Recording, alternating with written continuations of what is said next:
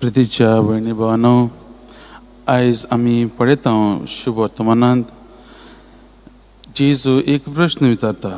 तो म्हणल्यार शेनवारा दिसाक एक पेडयेवंताक बरो करूंक जाता की ना, ओ शेनवारा दिसा कितें करूंक जाय की ना तें तो त्या फारिजेवा लागीं विचारता.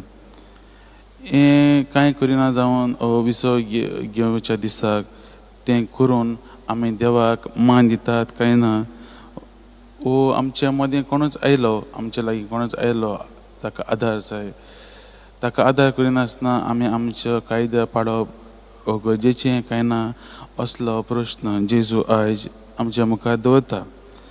आनी जेन्ना तो प्रश्न ह्या फारिजेवा लागीं मांडटा तेन्ना तांच्या तोंडांतल्यान कांयच जबाब पडना, येना तो पळोवन तो आनी रावना, पूण तो त्या पिडेवंताक जो मनीस थंय उबो आसलो ताका तो आदार करता. आनी तेन्ना मोगाच्या भयण भावांनो, तातूंतल्यान जेजू आमकां सांगूंक सोदता की कितें जावन दिता, आमचे कायदे आसात, आमचे नेम पाळूंक आमकां आसात, पूण जेन्ना आमी आमचो भाव वो भयण जीं कश्टावतात वो जीं तांकां आदार जाय तांकां आदाराक पावप हें पयलें आनी चड म्हत्वाचें तें आयज जेजू दाखोवन दिता. मोगाच्या भयण भावांनो, धाकटुली घडणा ही ती आमच्या जिवितांत आमी कशें लावंक जाता काय, आमच्या भावार्थांत आमी कशें लावंक जाता काय. आमकां जायते कायदे आसात, आमकां जायतीं ऑब्लिगेशन आसात, जावं ती आमच्या आत्मीक जिवितांत वा आमच्या दुसऱ्या कामांनी आमकां जायतें पाळूंक जाय. जेन्ना आमच्या जिवितांत कोणूच असलो मनीस येता वो भाव भयण येता जांकां आदार जाय, जी गरजी तांकां कसली गरज आसा, आमी कितें करतले काय. आमी तांकां सोडून आमचे कायदे पाळटले काय, वो आमी तांकां आदाराची पावतलीं काय, हें आयज जेजू आमकां एक धाकटुली शिकवण आमकां दिता.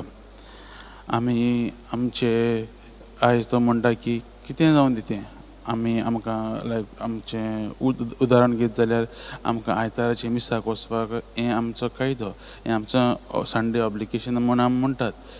पूण त्या वेळार आमकां कोणूच येयलो जाल्यार आमी देव आमची ही दयाची कोरणी चड मानून घेता. जेन्ना कोण एक आदाराक पावपाक एक मनीस आयलो तांकां आदार करप हें व्हड म्हूण आयज जेजू आमकां दाखयता. आयज आमी आमच्या जिविताचें नदर मारून पळया, आमी असलीं मनशां जाल्यात काय, आमी दुसऱ्यांक आदाराची मनशां जाल्यात काय, वो आमी तांकां आदार दिवंक फाटीं सरतात आनी आमचींच कामांत आमी बुडलेलीं आसात काय, होच आमी प्रश्न करुया. आनी एक उदाहरण घेवया आमच्या जिवितांत. जायते फावटी आमी जाणा आमचो पाप साहेब फ्रांसीस, ताका जायतीं जाण बरीं मानतालीं, लेखतालीं. कित्याक तो मीस म्हणटालो म्हणून, वो कित्याक तो हजार करतालो म्हणून ना मोगाच्या भयणी भावांनो, पूण ताची ही मोड उतरां वो कोणाक एक पिडेंत आसलो मनशाक वो अपंगूळ जाल्ल्या मनशाक तो रोखडोच एंग मारतालो, तांकां तो तांचो उमो घेतालो. हें ताचें कर्तूब पळोवन, ल्हानविकाय पळोवन ताका जायतो मान दितालें. आयज आमकां जेजू हेंच करूंक जाय, ल्हानविकायची मनशां जावन दुसऱ्यांक आदाराक पावूंक आमकां आयज जेजू आपयता.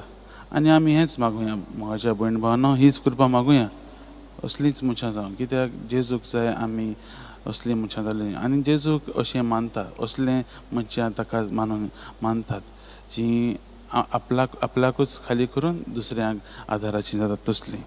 तर हीच कृपा मागुया, आमी जेजू भाशेन जिवंक. जेजू जसो त्या मनशाक पावलो तेच भाशेन आमी आमच्या भाव भयणाक जीं कश्टावतात तांकांय पावूंक देवा लागीं हीच कृपा आमी मागुया.